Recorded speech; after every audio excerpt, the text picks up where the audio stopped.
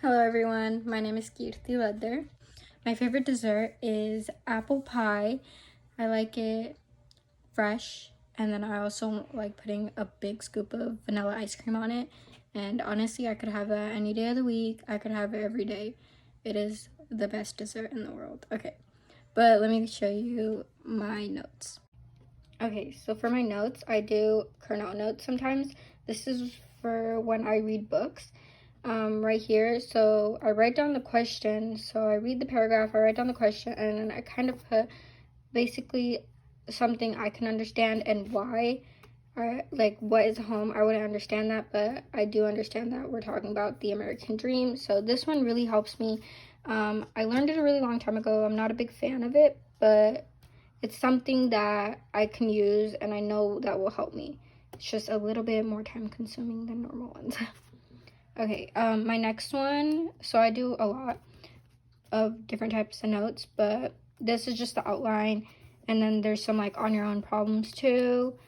I really like this one because I put arrows so I know what I'm going towards, and I know, but sometimes I don't write down the question, but I usually have the page numbers in my, or I usually have in my textbook, I write down the page numbers of the notes it's on. So I like this one. And then also I do like on the note where I just print out my problems from the PowerPoint or just my thing, and then I just do it on here. And that really helps me because I have the question with me and I can see everything without being like, what is going on? And now I know. And I can go back and I'll be like, wait, what was I talking about? What medium? I already know. And I like printing it out. So I do 3 of these. I do outline the most, but I like these ones too. I have been doing outline notes. That's like the basic, right? I love it, but sometimes it can get confusing. So I always like going back and highlighting stuff.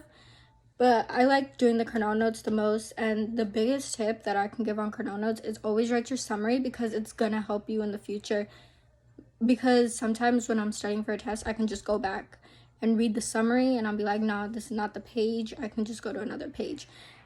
But also leave room for extra questions and then just put those. So say if you already took the notes but you're confused, and then you can just put a question mark. That's why I leave so much room on the paper down there. So that's really easy.